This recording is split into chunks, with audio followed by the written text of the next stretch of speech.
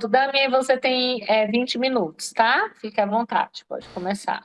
Ok. Então, boa tarde a todos mais uma vez. Muito obrigado pelo convite, Silvana. Por aceitarem o convite, a Silvana e a Arnelli. Então, o tema é Direitos dos Refugiados e a Segurança Nacional sob a ótica dos Tratados Internacionais de Direitos Humanos. É um estudo de caso sobre Shamima Begum. Para introduzir um pouco, a Shamima Begum era uma garota que aos 15 anos resolveu fugir de casa e se juntar ao Estado Islâmico na Síria. Ela nasceu no Reino Unido em 25 de agosto de 1999. Até então ela tinha nacionalidade britânica, é de religião islâmica. Atualmente ela tem 22 anos e ela está refugiada no campo de Al-Roj, no governador de Al-Hasek, no norte da Síria. E quando ela ressurgiu em 2019, o então secretário de Estado privou ela de sua cidadania através de uma ordem executiva. E desde então a mídia britânica vem discutindo se Shamima Begum é uma esposa do Islã ou uma vítima do Estado Islâmico, né? Então, para iniciar, os objetivos do trabalho são analisar a trajetória de Shamima, analisar um pouco da legislação britânica e internacional a respeito de refúgio, nacionalidade, com um foco na exceção da segurança nacional e examinar as decisões tomadas na Suprema Corte Britânica quanto ao caso da Shamima. A primeira parte do trabalho foca um pouco no roteiro de Shamima Begum, né? Quem ela é? Então, a Shamima é filha de pais muçulmanos, imigrantes de Bangladesh, e aos 15 anos ela era uma aluna exemplar de uma escola, uma high school, uma escola de ensino médio, Bethnal Green Academy, no bairro de Bethnal Green, que é conhecido como por ser uma comunidade, uma periferia de comunidade islâmica muito forte, muito presente. E ela frequentava ao lado de suas amigas, a Khadija e a Amira. E as três fazem essa viagem juntas de Londres até Raqqa, na Síria.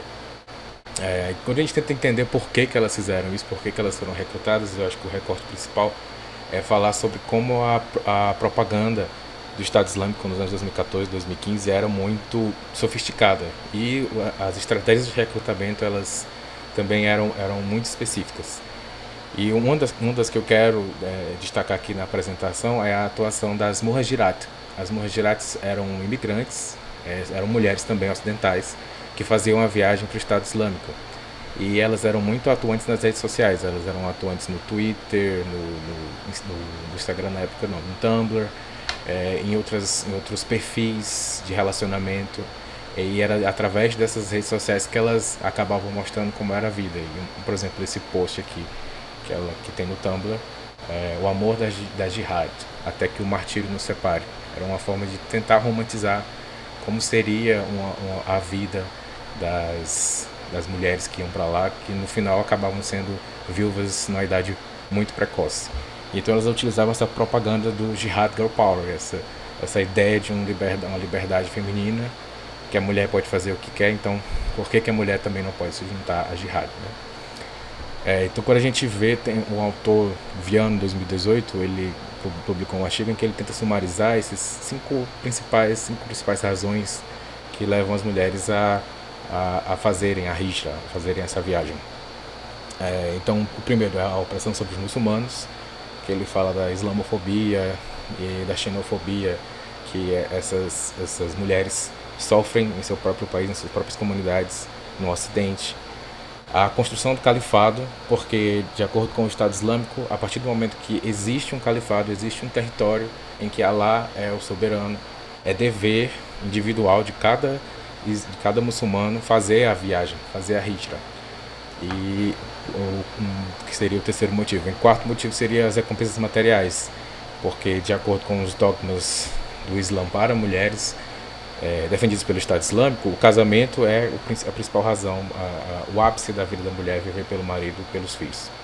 E a alienação e o isolamento, porque muitas jovens, inclusive a Shamima, elas se sentiam isoladas porque aquele sentimento de não pertencimento à sociedade, que é comum a todos os adolescentes em algum momento da nossa fase, a alienação, porque ela só vivia naquele meio da internet em que se propagava aquele tipo de conteúdo, que era normalmente contrário, histórias contrárias ao que a mídia hegemonicamente falava sobre o Estado Islâmico. Então, tem esses cinco fatores. A Hijra, como é conhecida essa viagem de qualquer lugar aqui do Ocidente para a região do Califado, Esse mapa aqui é mais ou menos como ocorreu a viagem da Shamima aos 15 anos. Então, em 2015, ela sai de um aeroporto em Bethnal Green, em Londres, e vai até o aeroporto de Istambul. Do aeroporto de Istambul, ela pega um ônibus na rodoviária de Bayrampaşa e vai até a fronteira da Síria. Lá na Síria, ela é atravessada de carro por um agente até chegar lá em Raqqa, na Síria. E assim que ela chega em Raqqa, semanas depois, ela já está casada com um homem de 23 anos, que é o Jagor Jedjevic, é um holandês combatente muçulmano. Ela fica em Raqqa mais ou menos até os anos de 2018. Em 2017 ela tem um filho em Raqqa, a primeira filha, desculpa, Saraya, mas por causa da expulsão do Estado Islâmico de Iraque ela tem que fugir para Mayadin. Em 2018, em Mayadin, ela tem o segundo filho, mas também pela expulsão do Estado Islâmico de lá, eles acabam se refugiando na última fortaleza do Estado Islâmico, que é conhecido como Barrus. Fica aqui ao sul da Síria, perto da fronteira com o norte do Iraque.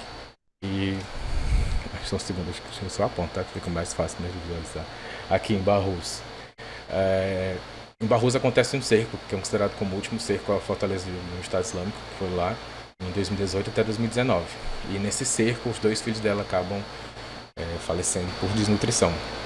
E ela já, no final de fevereiro de 2019, ela já está grávida do terceiro filho com 8 meses, quando ela resolve se render às forças democráticas da Síria e é levada ao campo de concentração, campos de refugiados de Al-Hol.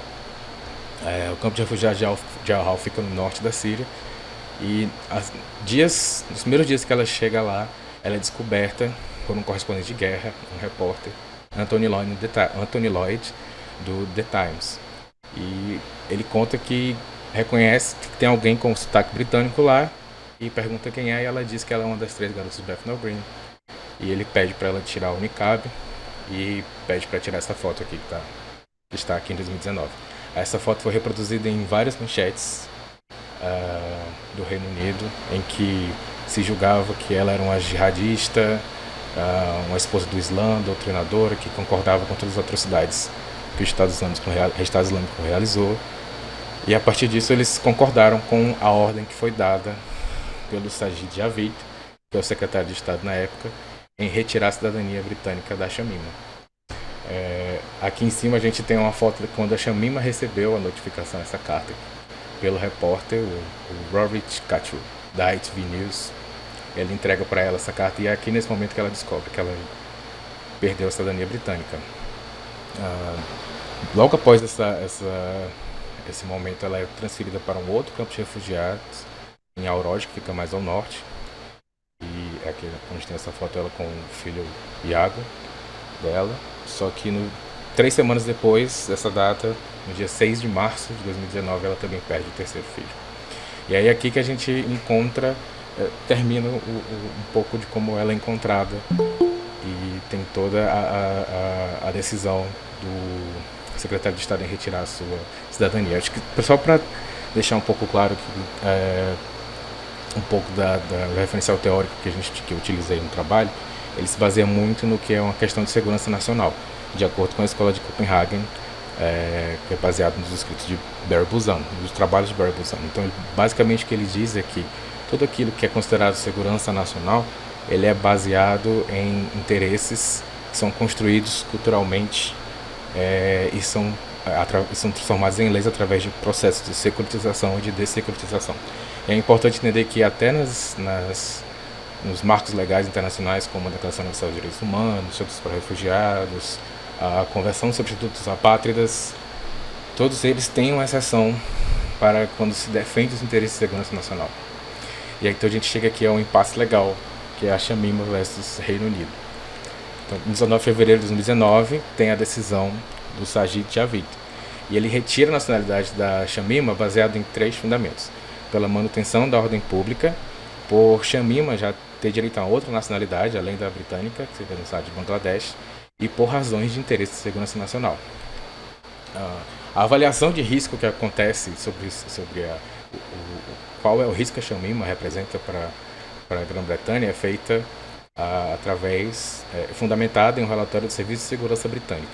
Então, nesse relatório que é dado para o secretário, o Serviço de Segurança diz que a Begum possuía duas nacionalidades, a britânica e a Bangladesh, e que eles reconhecem que teve um recrutamento por cooptação, com a lavagem cerebral, mas que o alistamento foi voluntário. A Shamima foi voluntariamente de Londres até Raqqa, se juntar aos Estados Islâmicos.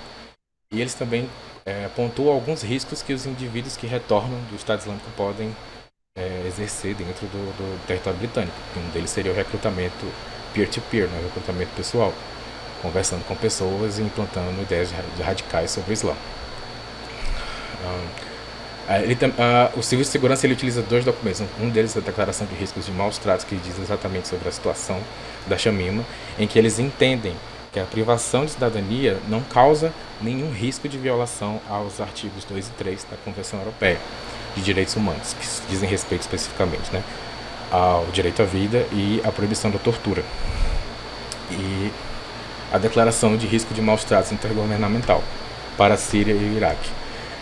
Essa declaração é um estudo, né, que a Serviço de Segurança realizou, e em que eles concluem que a privação de cidadania britânica não potencializa riscos que já existem para as pessoas que possuem laços com o Reino Unido naquela região. Então, se você é descoberto naquela região, por exemplo, por uma tropa do Estado Islâmico ou por uma tropa das Forças Nacionais da Síria, e se você for britânico, os riscos inerentes a isso, eles vão permanecer, queira que a sua nacionalidade esteja reconhecida ou não pelo governo. E eles também apontam que não existe nenhuma violação da política de proteção extraterritorial do secretário de Segurança, que é uma prática administrativa que tenta fazer com que os atos administrativos de Segurança Nacional não entrem em conflito com a Corte Europeia de Direitos Humanos. Então, em maio de 2019, com a privação, a gente tem um pedido de permissão de entrada que é feito pelos advogados de Shamima, porque já que ela não pode entrar no Reino Unido, porque a liberdade dela a cidadania dela foi privada, eles dizem que é necessário que a Shamima volte para a Grã-Bretanha, para que ela possa participar do recurso contra a decisão de privação de maneira efetiva. Então eles se baseiam no Human Rights Claim, que seria uma reclamação de direitos humanos, que é uma exceção para um pedido de entrada na Grã-Bretanha. E eles fundamentam isso que existe um novo risco, porque desde que a privação foi efetivada, a Shamima sofreu ameaças de vida, tanto em Al-Hol como em Al-Roj também. Então, em junho de 2019, tem a decisão do secretário dizendo que não concede a LTE, porque a Shamima já não tem mais nenhuma proteção como cidadã britânica, e que o deferimento da LTE seria realisticamente irrelevante, porque ele entende que a Shamima, na verdade, está detida pelas SDF em Al-Roj, e a concessão da permissão de entrada não iria mudar realisticamente, concretamente nada na situação dela. Então, os advogados de Shamima apelam dessa decisão à Corte, à Comissão Especial de Apelação de Imigração, que é a SIAC. E lá eles dizem basicamente a mesma coisa, que a Shamima tornou-se a pátria sim da ocorrência da privação, que ela não tem cidadania do Bangladesh, que a privação de cidadania e o indeferimento da LTE expõe a Shamima Begum a violação de direitos humanos, e que o indeferimento da LTE, ou seja, já que ela não pode entrar, ela não tem acesso ao julgamento justo e eficaz. E isso é em desacordo com a política do secretário de Estado. Em fevereiro de 2020, sai a sentença do SIAC. Essa sentença do SIAC diz basicamente que a Shamima tem direito à cidadania Bangladesh. Então, apesar de não estar efetivado, a situação de apatria dela não é definitiva. Ela pode sim pleitear pela cidadania Bangladesh por ser filha de imigrantes de Bangladesh.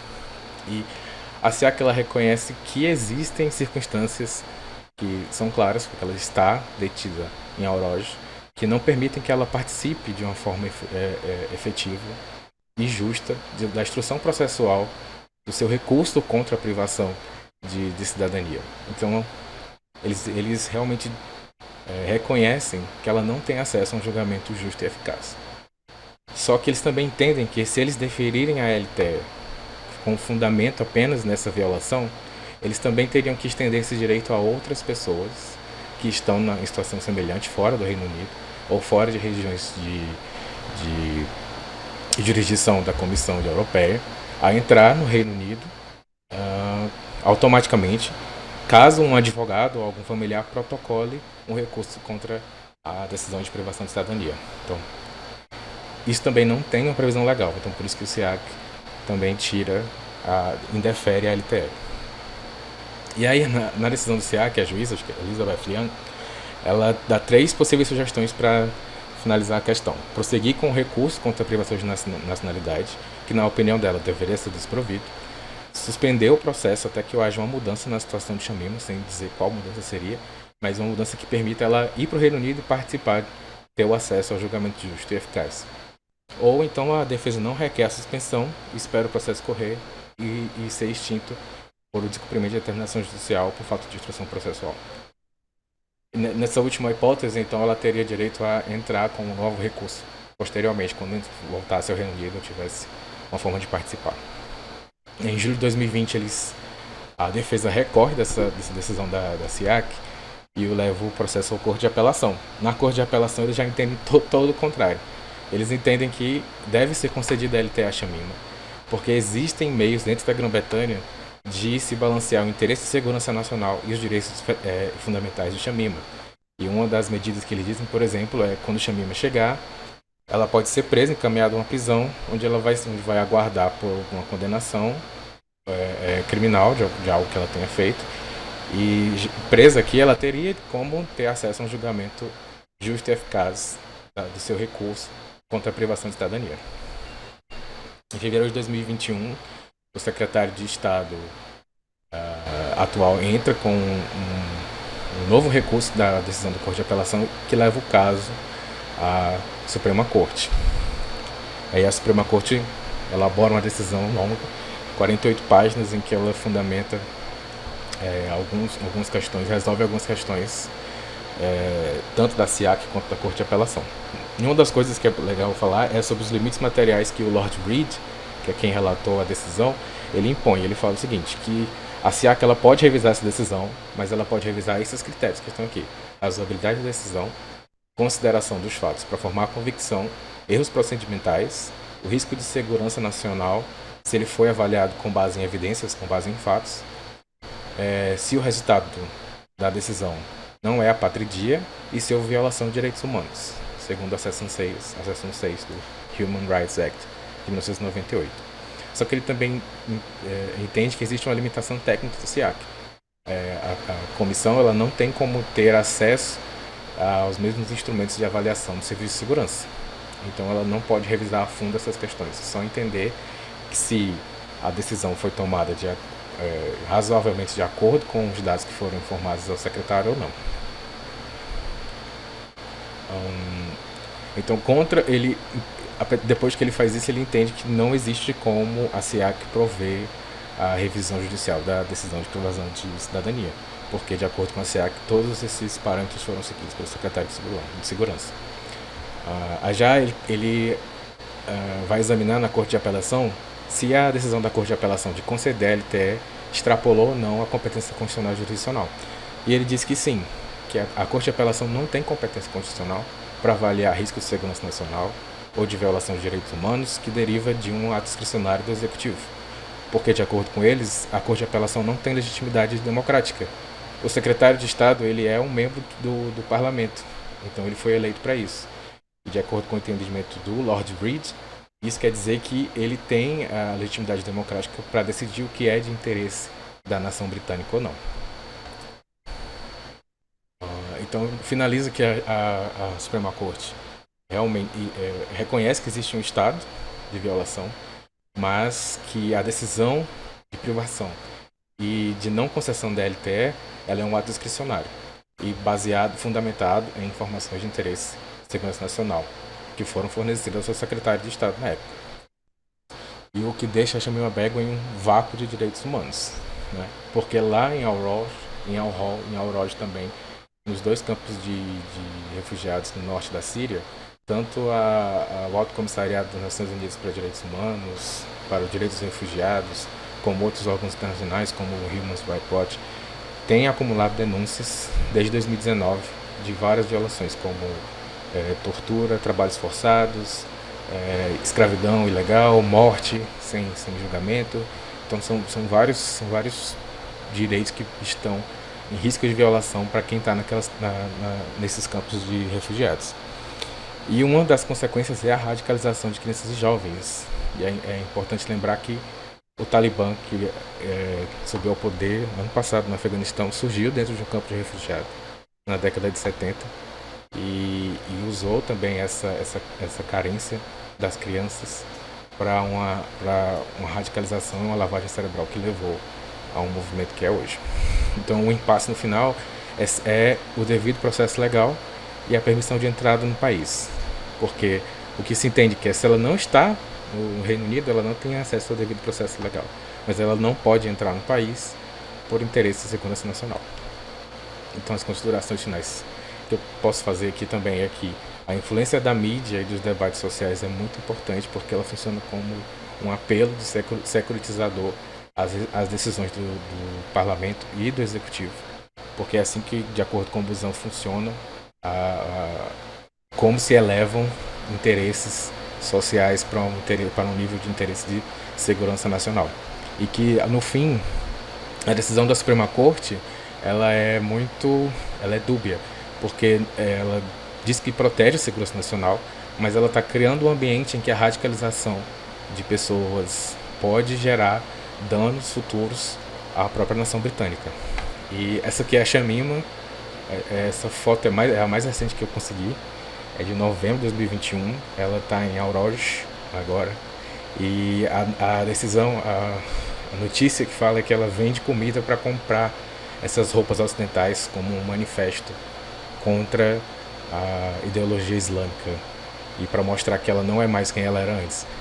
E as novas chances de Shamima, porque recentemente também teve um caso de uma menina que ela foi permitida entrar uma londrina, foi permitida voltar depois que foi provado em um processo criminal que ela foi vítima de radicalização online.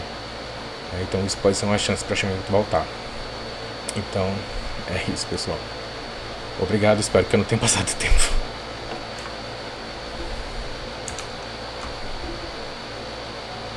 Não, foi muito bom. Você está bem no tempo, Demian, e fez um resumo assim mesmo, bem aprofundado, até diria, né, pelo tempo que você fez. O seu trabalho, ele traz muitas inquietações. Eu fiquei até depois que, sim, tem muitos.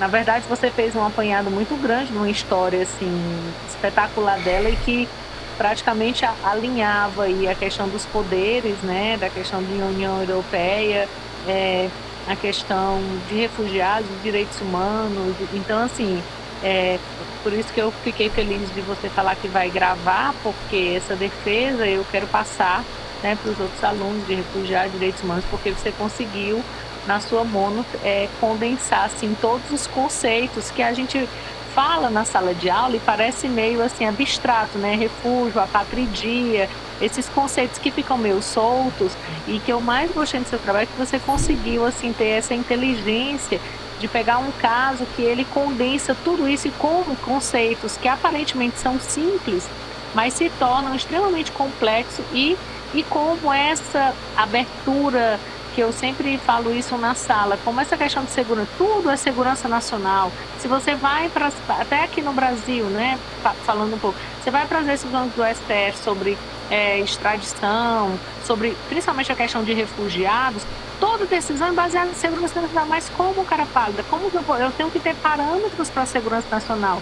O que chama a atenção nesse caso que você escolheu é que essa moça, ela parece muito mais uma vítima do que um terrorista, digamos assim, né?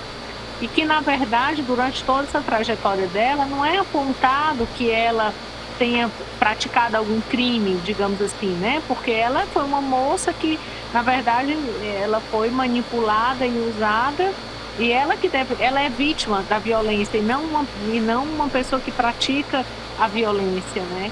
E fora que essa condição de mulher, né? Tem toda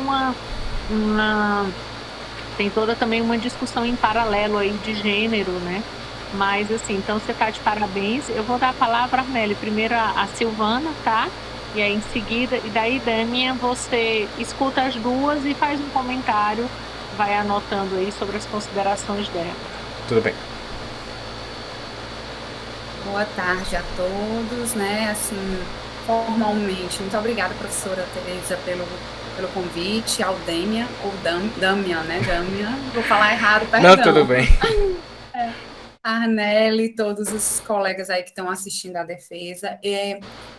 Inicialmente, eu até conversei com Dâmia assim, fiquei com receio de aceitar o convite, porque é um tema que eu não estou mais estudando como eu estudava antes, na época do mestrado. Mas, principalmente por se tratar de uma banca que tem a professora Tereza como orientadora, eu não poderia recusar, né? Então, fiquei muito feliz de ter aceito, na verdade. Revisitei muitas coisas que eu estudei na época do mestrado, da minha dissertação, e assim, eu pensei que eu não ia ter nada para contribuir com você, mas eu me equivoquei, assim, eu tenho algumas contribuições, tanto de forma, como eu estou escrevendo a minha tese do doutorado agora, tenho algumas contribuições de forma, como de conteúdo também. Então, é só um novo olhar. Em primeiro lugar, assim, eu quero te dar parabéns pelo trabalho, está muito bem escrito.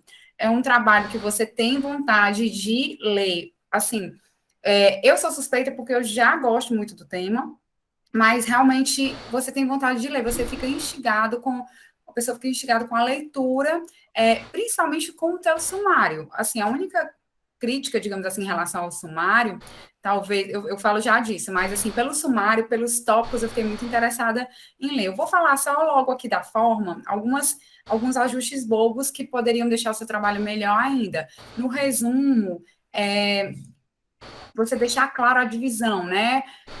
O capítulo 1, capítulo 2, é um resumo do seu trabalho, é um resumo da estrutura. Então, deixar isso mais evidente, só reformular o resumo, deixar claro quais os capítulos, mencionar a metodologia, que eu senti falta no resumo, e mencionar a relevância do tema, porque é um tema extremamente relevante, então eu entendo que você deve enfatizar a relevância do tema. Sobre o sumário, era só no sentido de deixar mais simétrico, porque tem alguns capítulos que tem vários subtópicos assim, tentar deixar de uma forma mais uniforme, digamos assim, né? Eu fiquei super instigada quando eu comecei a ler aqui o seu sumário e tem uma parte aqui das mulheres que fala. Pera, deixa eu ver se eu acho aqui. A gente chega já nessa parte. Mas, enfim, só de ler, eu já fiquei assim, nossa, pronto, esposo do Islã. Até que o martírio nos separe. Eu já fiquei assim, ai, esse trabalho deve ser bom. Quero ler. Então, fiquei com muita vontade de ler realmente. E, de fato, não me surpreendi negativamente, ao contrário, me surpreendi positivamente. Um ponto que talvez, aí fica uma sugestão, eu não sei se você tem pretensão de fazer mestrado, doutorado, de ir para essa área acadêmica, mas talvez até para publicar um artigo, tem e aí eu também sou suspeita, porque a área que eu estou estudando hoje em dia tem um ponto que é muito relevante e que tem como você explorar muito, que é essa questão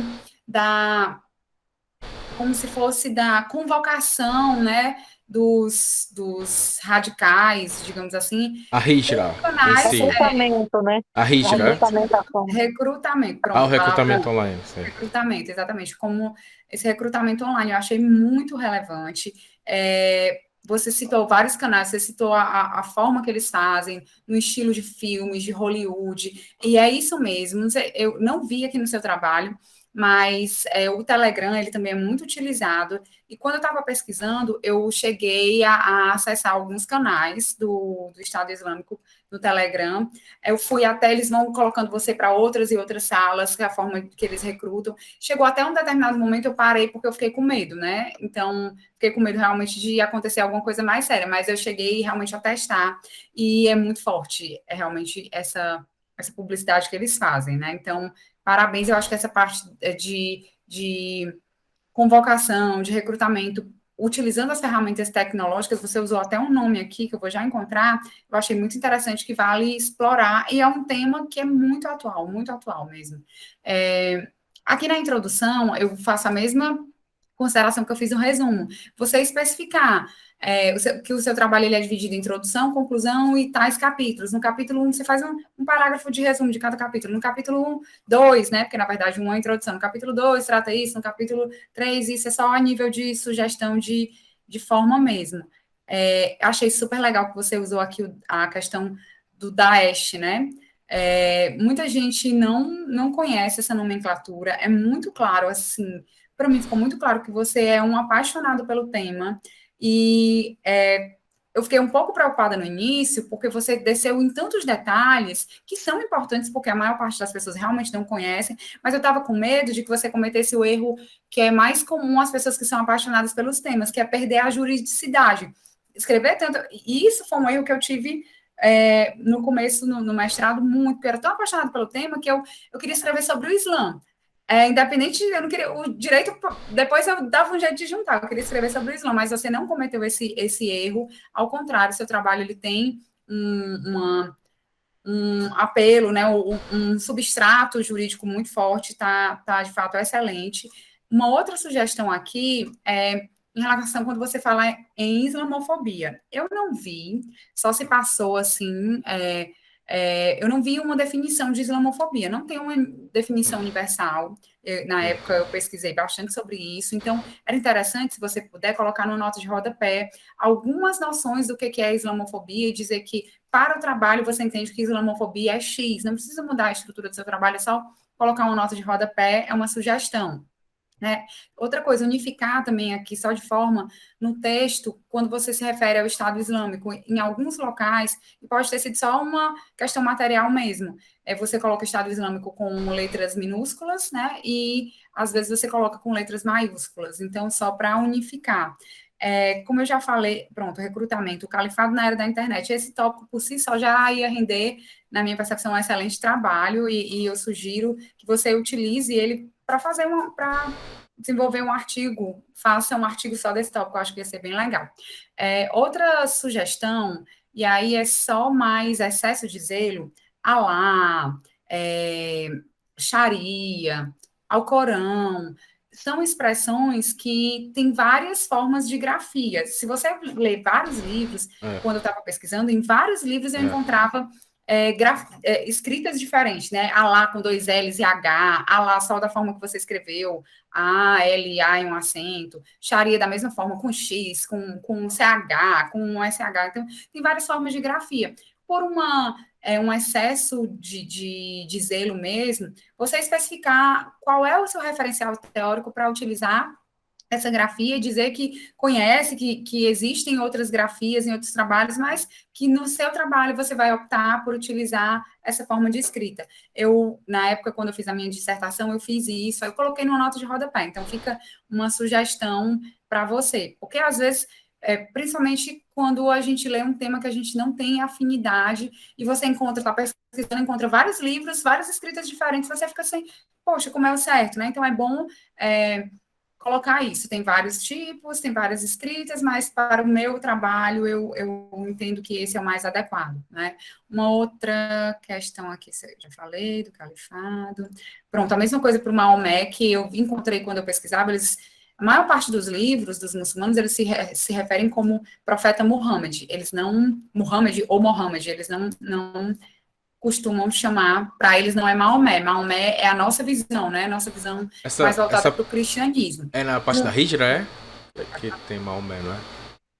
Deixa eu ver, do Muhammad, é na página 15 do PDF, que eu achei aqui, profeta Maomé. Tem aqui, na página 15 do PDF. Não sei do seu trabalho mesmo aqui, porque eu estou com o PDF diminuídozinho para dar para falar. Um outro ponto que eu acho interessante, não necessariamente você explorar, mas só para você saber, né, eu talvez não tenha dado tempo, alguma coisa assim, ou realmente não era o objeto do seu trabalho. A gente fala muito em Ocidente, nós, os ocidentais, mas o que é o Ocidente, né?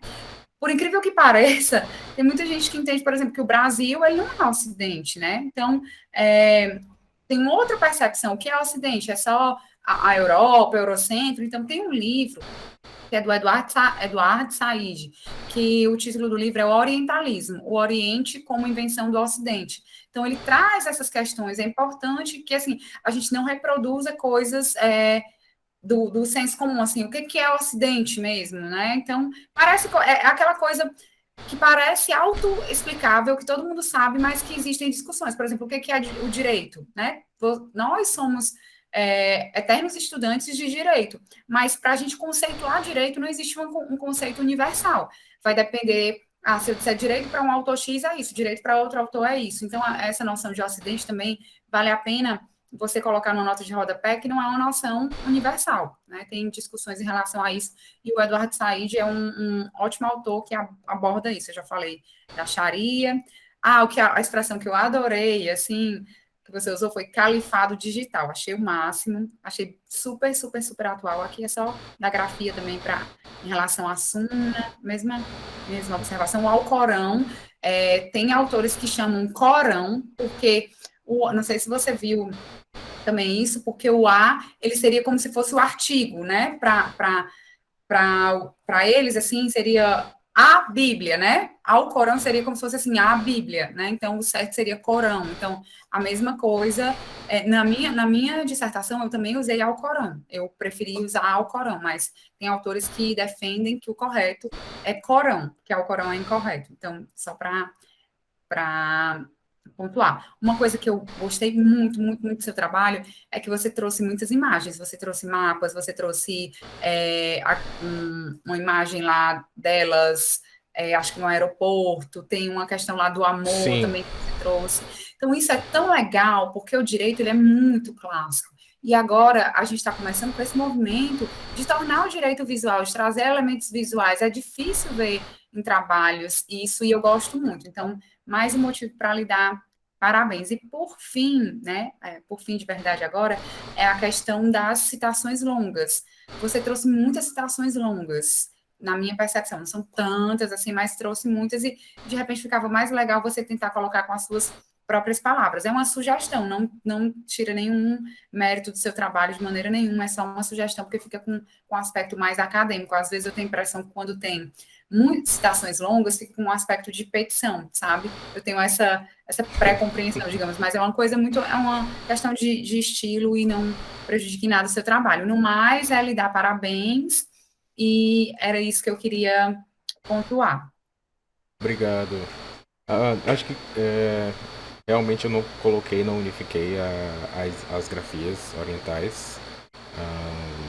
Foi uma coisa que realmente tive uma dificuldade.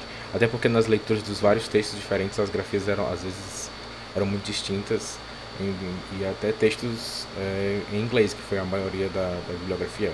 Então lá mesmo eles escreviam de forma diferente, até os nomes das cidades eram diferentes quando eu via num texto, quando eu via no texto. Era a mesma cidade, mas com um nome diferente. Eu acho que eu coloquei até uma nota de rodapé que eles colocaram o nome de uma cidade, mas no contexto que eles colocaram o nome da cidade não fazia sentido nenhum. Aquela cidade está ali. Porque quando você busca geograficamente onde está a cidade que eles estão falando, ela fica muito a oeste de onde a Chamimba poderia ter percorrido a pé, no caso. Então, eu acho que é isso. Eu só tenho a agradecer as milhões de sugestões e muito obrigado, Silvana. Sério, muito obrigado. Só um ponto que eu esqueci, eu até separei aqui, não sei se vocês vão conseguir ver, alguns dos livros, Babel, esse livro é bem legal, não sei se você já leu, é do Bauman, e ele trata dessa questão de refúgio, entre a incerteza e a esperança, é muito legal. Tem um outro que é uma visão bem assim, contra o Islã, que eu defendia, né? No meu caso, na minha dissertação, eu defendi, mas eu tinha que ler quem era contra, né? Então, é o Herege é bem legal, da Ayaan Hirsi Ali. Eu tenho até o Alcorão, ó. Eu li o Alcorão. Eu tenho até o Alcorão, você vê. E tem alguns outros livros, assim, esse aqui também eu achei muito legal, foi um dos que eu gostei mais, que é O Mundo Muçulmano. Não sei se você chegou a ver. Então, é isso, né? Tem outros que eu peguei no Centro Islâmico, eu peguei vários livros. Então, é isso, foi muito bom revisitar aqui esses temas com o seu trabalho. O Califado, acho que é só isso que eu tinha notado aqui. O Califado Digital, ele é um livro também. É o ISIS na internet. É um livro do Watchman, de 2015. Que ele fala dessas várias formas e estratégias que parecem ser simples, mas no final, quando a gente vai ver o resultado, ela é muito sofisticada. E o que você falou do Telegram, eu nem consigo ter coragem de começar a fazer isso. Obrigado, Silvana, muito obrigado mesmo. Depois você pega com ela essa bibliografia aí, Silvana, né? E aí passa que se você quiser transformar em um artigo, ou pelo menos essa parte jurídica, e depois também você pode fazer um artigo da primeira parte da sua mono, que você trata mais dessa questão é, é, de valores, né? Na verdade, né? Os valores do Islã, e aí é bem interessante. Arnele, fique à vontade aí para fazer suas considerações. Obrigada, professora Teresa. Primeiramente, agradecer, né, o convite do Damião para compor essa mesa, né, e agradecer à professora Teresa Raquel também pelo convite, né, e aí é um prazer estar aqui, né, com a mesa com a professora Teresa e com a professora Silvana. Quando eu vi o tema, eu já pensei na Silvana, sabia que a professora Silvana está aí pesquisando já outras questões que ela sempre gosta de questões inovadoras, né? Naquele período já era bem inovador, e por isso que primeiramente, eu gostaria de parabenizar, né? Porque é um tema complicado para quem pesquisa, e principalmente aqui, né? Porque material, né? A gente bater o aporte material é difícil, né? Até você vê aí que a professora Silvana, até o Alcorão teve que, né, comprar termo e não é fácil encontrar. Então, requer um trabalho de pesquisa, né? E é isso que veio aportar no seu TCC. Já ia falar monografia, olha aí, sou tão antiga, no seu TCC. Então, primeiramente, parabenizar, porque foi um tema bem delimitado, né? E foi um recorte bem pensado, né? No aspecto metodológico, né? Esse relato, né? Quando a gente escolhe um relato, uma ou então tem gente que escolhe uma microhistória vamos dizer, para problematizar, né, uma temática.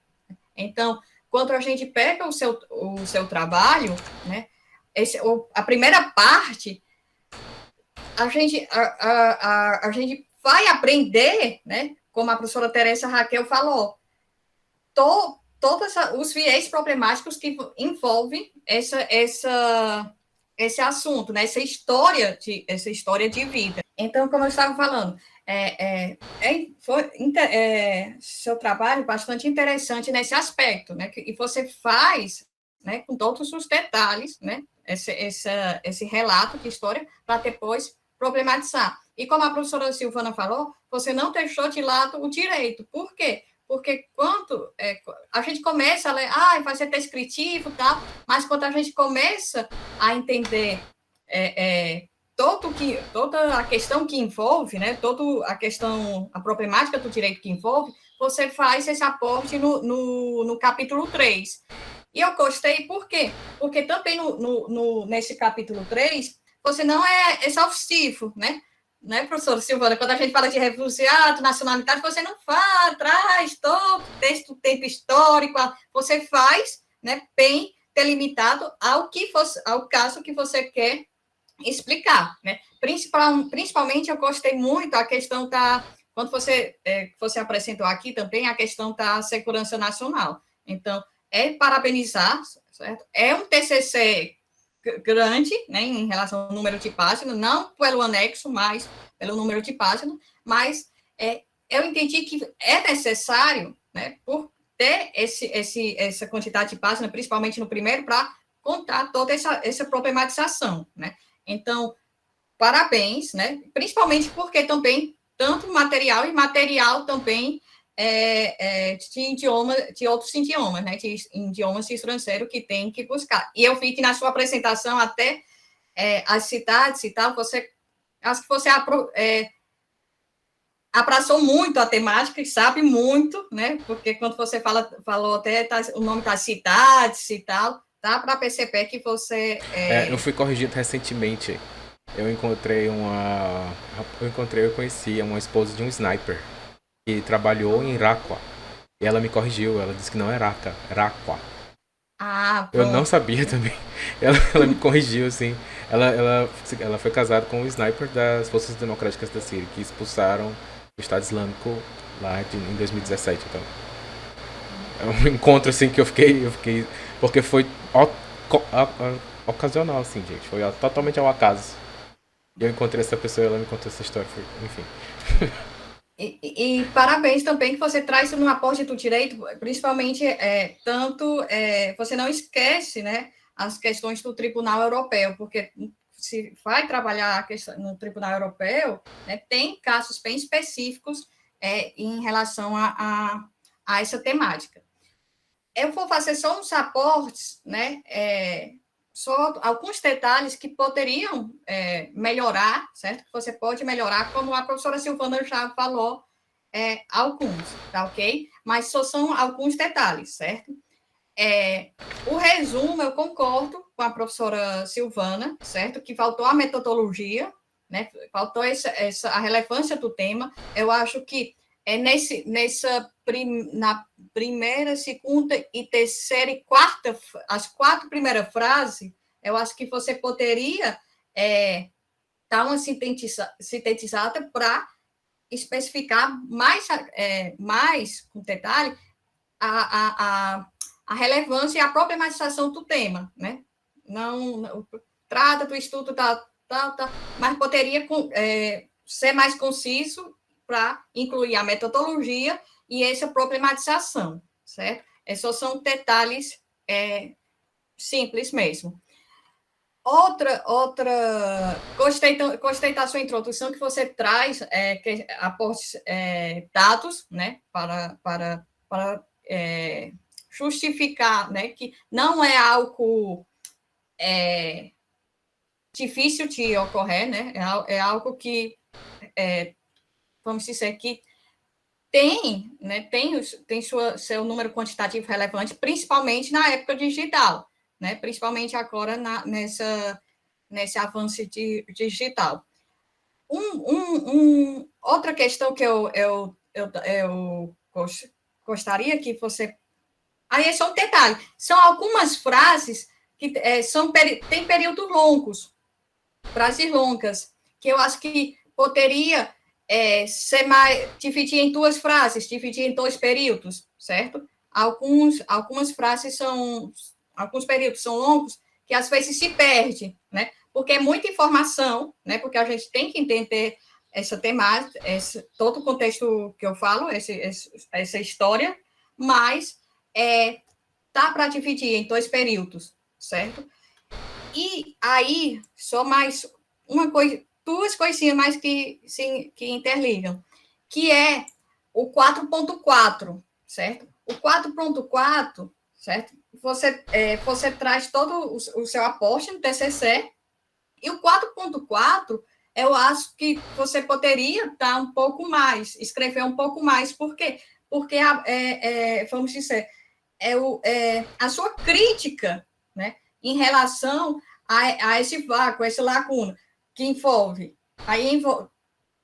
na sua apresentação, no seu TCC, percebe, envolve tanto a questão da garantia do acesso, né, à justiça, o limpo, né, o limpo da questão da nacionalidade, a questão da mídia, que você aportou bem, certo, nas conclusões, né, você poderia também dar um aporte mais e poderia estar lá no 4.4, nesse último. E um ponto interessante que você traz é que, claro, como falou, né, recrutada, né, que foi por livre e espontânea vontade. Vamos dizer, essa questão, certo? Ela, na minha percepção, poderia interligar quando a gente pensa a questão de tráfico, né? O tráfico internacional. Por quê? Porque tem aquela discussão, tem consentimento, não tem, foi engano ou não? Não poderia ter sido engano, e aí não ter não deixar de lá ter esse consentimento ou não, certo? eu acho algo parecido, não sei se eu estou enganada, mas poderia ter esse aporte de discussão, né, em relação a isso. Então, eu acho que no 4.4 você poderia desenvolver um pouco mais, né, juntamente com a sua conclusão, né, juntamente com a conclusão. Por quê? Porque o seu trabalho, né, é interessante, ele vai servir para muita gente, né, porque é um assunto que é difícil de acesso, principalmente ao Brasil, ou então no mesmo Fortaleza. Então, para você, vamos dizer, valorizar mais o seu trabalho, são aportes só mesmo de detalhes. Não tira o mérito, né, da sua pesquisa e não tira o mérito de todo você ter se apaixonado pelo tema, né? O mérito da relevância desse tema que pode ser de interesse a muitos outros alunos. No mais, só são detalhes, né? E parabenizo novamente ao Damian e a professora, a orientadora, a professora Teresa Raquel, e no mais, só isso. Nossa, muito obrigado, Arnélio. Eu tenho noção de que o 4.4 e a conclusão não estão aprofundados o suficiente, mas eu tive muito medo de extrapolar muito essa questão das páginas. Mas eu acho que para a questão de submissão na biblioteca não tem problema, né? Eu posso extravasar ali um pouco, né? Não tem... Eu posso colocar o Arnélio. Eu não sei, sabe, professora Silvana, professora Teresa, eu não sei. Porque eu realmente tenho essa noção de que faltou um pouco de aprofundamento nessas questões que você apontou mesmo, Arnélio. Eu anotei todas aqui. Mas o tráfico internacional não foi uma coisa que passou pela minha cabeça. Talvez porque se a gente for pensar, realmente tem alguns paralelos, né? Porque o tráfico, ele realiza com o corpo da pessoa para um outro local em que vai ter uma finalidade específica. E se a gente for pensar no recrutamento da Shamima, a finalidade específica é para ela se junte aos Estados Islâmicos, né? Vamos dizer assim, o uso do poder reprodutivo da mulher dentro da sociedade islâmica, né? Que sempre está ali tendo filhos para aumentar o contingente do exército, né?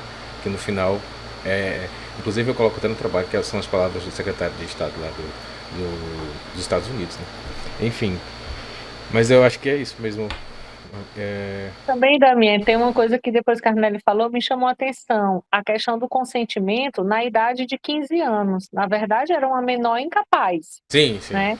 E em nenhum momento isso foi levantado no julgamento, né? Isso seria um ponto relevante em relação a essa discussão do consentimento, né?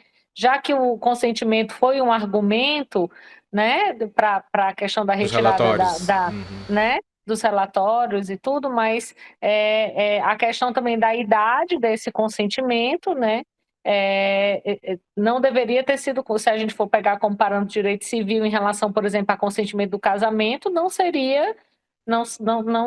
se justificaria, esse consentimento não seria válido, né? Já que parte de uma pessoa que ainda não está habilitada, né, civilmente para fazer o consentimento. Né? Sim. Agora, em relação ao casamento, a gente tem uma coisa também estrutural básica, né? Assim, que inclusive os pais emancipam as meninas para poder se casarem na idade abaixo dos 18 anos, né? Também tem isso, né? Então, em relação especificamente ao casamento, a gente tem uma discussão aí bem longa e profunda. Dos textos que eu vi, tem uma fica... discussão muito profunda sobre o casamento, porque o Sim, Iago Reykjavik... inclusive a ONU tem vários estudos em relação justamente ao casamento infantil. No caso dela, eu acho que mais do que tráfico, Arnelli, talvez ela se enquadrasse mais no recrutamento para o casamento infantil, né? Para a obrigação do casamento em idade tão terna, né? Porque isso que o tráfico para casamento, né? Isso. Não tinha eu só tinha pensado na questão do consentimento. Agora que você falou, aí me veio assim de ainda tem um plus aí, por isso que eu digo, um trabalho rico, ele traz muitas discussões, né? E às vezes a gente na banca acaba levantando uma questão assim que tinha passado batido. Então eu acho a banca um momento super importante e quero agradecer a Arnelli e Silvana. Estou muito feliz, Silvana, de você ter se disponibilizado, justamente por isso, porque esse é um tema que não é tão comum, né? Mas eu queria que pessoas que valorizassem esse esforço da Damian, né, de toda essa leitura, de toda essa articulação que ele fez, que eu achei muito feliz, e também parabenizar a mãe dele, que aí quando eu estava lá na outra, eu soube que a mãe dele está assistindo, ele não falou, então Não, ela entrou no final. Mamãe, não se assuste, banco é assim, a gente só aponta os defeitos, mas quando traz toda essa discussão, é sinal que o trabalho é muito bom. Então, ela não veio para a nova sala. Não veio para a nova sessão? Mas ela não veio. Tá. Então tá. Silvana, eu coloquei uma mensagem no WhatsApp para poder a gente não precisar sair. Você me responde, daí, Damian, se você quiser falar. Respondi, professora, já respondi. Pronto, já. Então fui eu que não vi aqui. Não sei, pessoal. Vocês gostaram? Pronto. Vamos lá, então. Vai lá, Damian. Você quer falar mais alguma coisa a respeito do que a professora Arnelli falou, da Silvana, doutora Silvana? Gente, quer fazer um fechamento? Vocês falaram de uma coisa que é a paixão assim, pelo tema. Eu acho que eu vou me emocionar. Porque... Agora não, a hora de se emocionar, espera mais um pouquinho. Mas desculpa, mas é porque... Tá tão bonito, né, Maria? A história dela é muito forte. Mas pode se emocionar, sim. A história pode dela sim, é muito forte, Damian. e quando a gente finaliza de escrever e vê que ainda tem tanta coisa para acontecer, a história dela não tá resolvida, ela ainda tá lá. Então, com certeza. Não sei, é muito pesado, não sei. Mas muito obrigado e por partilhar também essa paixão de pesquisar, de ir atrás, de ler, de entender o que também a gente pode fazer e discutir para que as situações como a dela se resolvam, porque, querendo ou não, além de uma violação dos próprios direitos dela, é uma situação desumana, assim, ninguém devia passar. Desculpa. Você está de parabéns pela sua sensibilidade, por você ter escolhido esse caso, né? Eu sempre digo para os meninos lá de refugiado, meus alunos, que estudar refúgio requer da gente também até uma estruturação emocional, porque, né, todos os refugiados, assim, eles trazem uma trajetória de vida, né, e eles passam por situações que a nossa imaginação não consegue nem atingir, né? Então, assim, é muito lindo, eu fico também emocionada, Damian, por você ter me escolhido como orientadora, e é isso, a gente tem que, na nossa profissão, não é só um local que a gente é um técnico, em que a gente, né, faz as coisas automaticamente, a nossa profissão também é esse lugar de paixão, é esse lugar de colaboração, é esse lugar, você venceu aí, né, essas dificuldades da pandemia, você resistiu, você fez um trabalho de fôlego, que eu me impressionei muito, já lhe falei isso, assim que eu recebi seu trabalho, assim, eu vi, nossa, você fez tudo isso sozinho, assim, você, né, e a gente percebe no seu texto a sua paixão, a sua dedicação, as leituras que você fez, é claro que nenhum trabalho é perfeito, nem a gente quer isso, né, então por isso as professoras já me responderam, você tem 10, com muito louvor, né, e tá de parabéns realmente, você fez um resumo da história dela, assim, muito, muito legal, quase uma reportagem jurídica, né, e fez também um resumo dos casos, das decisões da corte, então, assim, você tem muitos méritos no seu trabalho, eu espero que você continue, né, que renda muitos frutos, é para isso que a gente deseja que o TCC ele seja um trabalho de referência, por isso quando eu vi seu trabalho, eu me lembrei da Silvana, professora, eu estou mais trabalhando, mas aquela dissertação de mestrado nunca vai sair do meu coração, né? Aquela sua paixão, né, Arnelli, da época lá, 5 anos atrás, quando ela estava estudando sobre esse tema, permanece na gente, né? E eu acho que para você também foi uma coisa boa ter revisitado, claro que a gente muda, né? Eu estou no previdenciário, né? Comecei em Direitos Humanos e estou no previdenciário hoje, então é isso mesmo, faz parte da vida e a gente vai bebemorar no Rio. Isso mesmo. Agora, professora, né? a senhora está dando direitos refugiados, certo? Né? Leva o Damian para colocar um estudo de caso, né? Coloca o Damian para explicar. A modo dele com certeza vai estar lá numa das aulas. Eu vou fazer aula Damian, né? Eu vou fazer aula Damian, entendeu? Eu já estou aqui com essa apresentação dele professora, mas maravilhosa, a assim, monografia também, quando ele depositar. a senhora E aí, fala... se ele tiver disponibilidade, ele vai lá na faculdade, até para poder a gente se encontrar pessoalmente, que a gente nunca se encontrou. Pois é, né? Professor, é uma loucura isso, né? E é isso. Então, com certeza, isso aí vai estar Mas, lá, assim, né? eu preciso dizer também que a senhora fala a escolha da senhora, eu não consigo pensar em outras pessoas para escolher, porque eu acho que dentro da faculdade de Direito, isso já está aqui entre nós, eu não consigo ver, pelo menos, uma sensibilidade no estudo do direito e na aprendizagem. Foi com a senhora, então não tinha outra pessoa para escolher também. Então... eu que agradeço. Ela é maravilhosa. Eu que agradeço você ter aceitado. Até hoje, Damian. Estou no Jedi até hoje por causa da professora Tereza. Olha a aí. professora Tereza é uma inspiração maravilhosa. E assim, eu ainda sou, só para ressaltar, ainda sou muito apaixonada pelo tema. Esse tema ele é muito apaixonante, viu? Assim, foi muito bom. Agradeço demais o convite de vocês. Foi muito bom mesmo. Que bom, eu também estou bem feliz. Arnélio, Damian, eu tô em Canoa Quebrada, na verdade, mas eu volto para Fortaleza amanhã. Olha aí. Damian, a Teresa foi minha orientadora. Eu só sempre gosto de falar. Oi, Neila. Minha eterna orientadora. Eu queria sugerir que a gente abrisse os microfones para bater palma para o Dami. Pode Neila. sim, vai lá. Professora, a senhora está em Canoa Quebrada. Olha aí, Silvana. Coisa boa, né?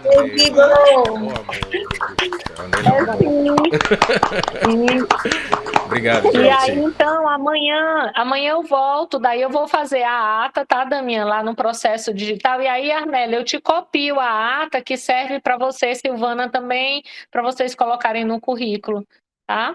E aí vem todos os dados, vem o nome de vocês certinho, aí eu faço isso amanhã e encaminho aí para vocês, tá? Dami, mais uma vez, parabéns, né?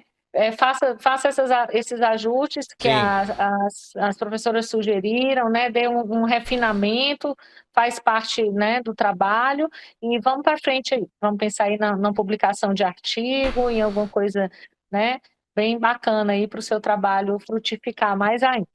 Obrigado, pessoal. Obrigado, professor. Obrigado, professoras. Grande abraço. Obrigada mais uma vez, Silvana, Arlene, todos que participaram aí, as amigas Maria, Claudineia, Ana Paula, Claudênia. Pronto, é que o meu celular é pequenininho aí, não tá só, né? E dê um abraço na sua mãe, diga ela que você é um filho para ter muito orgulho. Obrigado. Tchau, pessoal. Tchau, gente. Professora Teresa, professora Silvana. Tchau, Mais uma vez.